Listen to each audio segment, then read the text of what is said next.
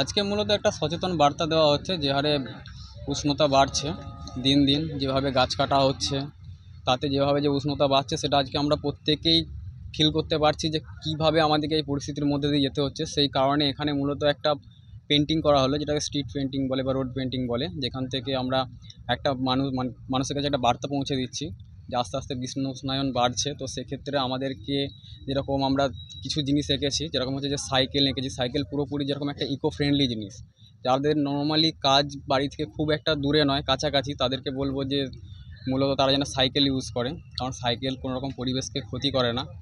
আর পরিবেশের উপর নজর রাখতে আর গাছ লাগাতে, যেভাবে গাছ কাটা হচ্ছে এটা পরবর্তীকালে সবথেকে বেশি আমাদেরকেই সম্মুখীন করতে হবে বিভিন্ন সমস্যার।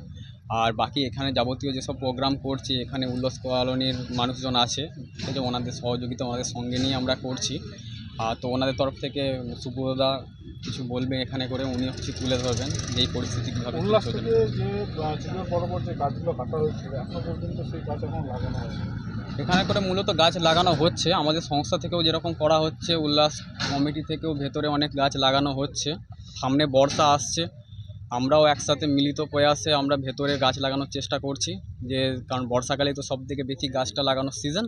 তো সেই কারণে আমরা চেষ্টা করছি 100টার মতো গাছ আমরা উল্লাস কলোনির ভেতরে লাগাবো বর্ষা আসার ঠিক আগে আগে।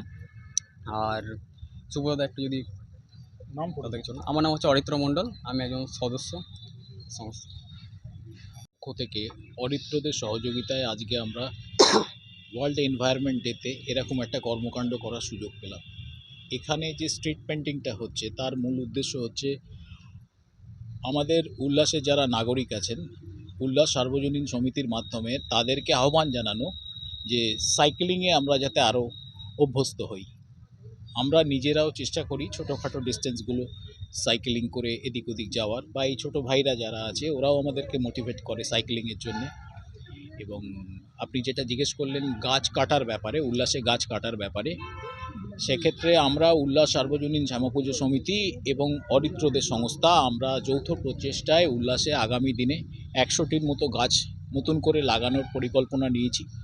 সামনে বর্ষায় আশা করি আমরা 100টা কেন আরও বেশি সংখ্যক গাছ উল্লাসের বিভিন্ন জায়গায় লাগাতে সক্ষম হব, এবং আমরাও চেষ্টা করব সম্মিলিতভাবে সাইকেলের প্রচলন দৈনন্দিন জীবনে যাতে আমাদের আরও বেশি করে বাড়ে।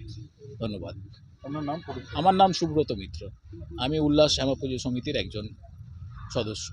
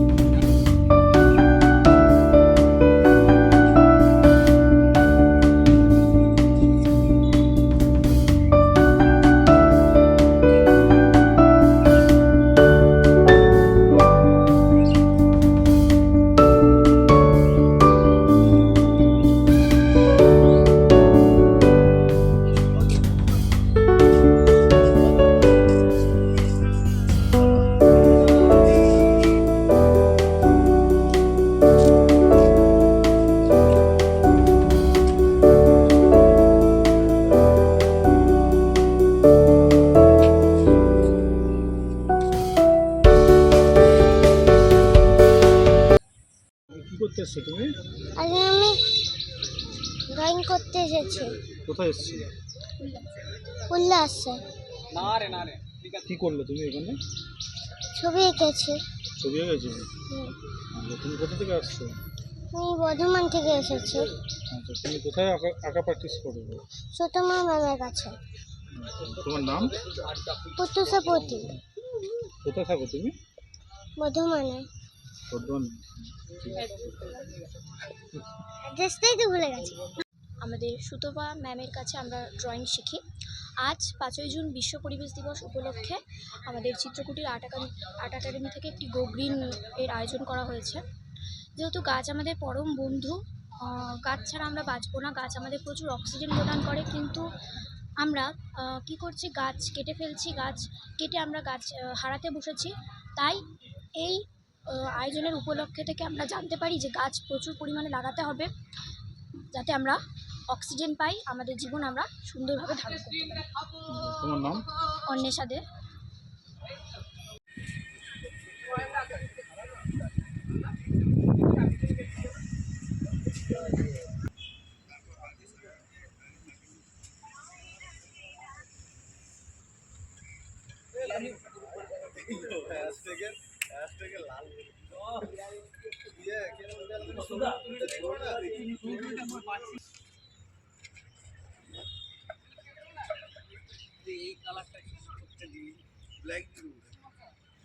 ব্ল্যাকে তোমার বড়টা করতে হতো।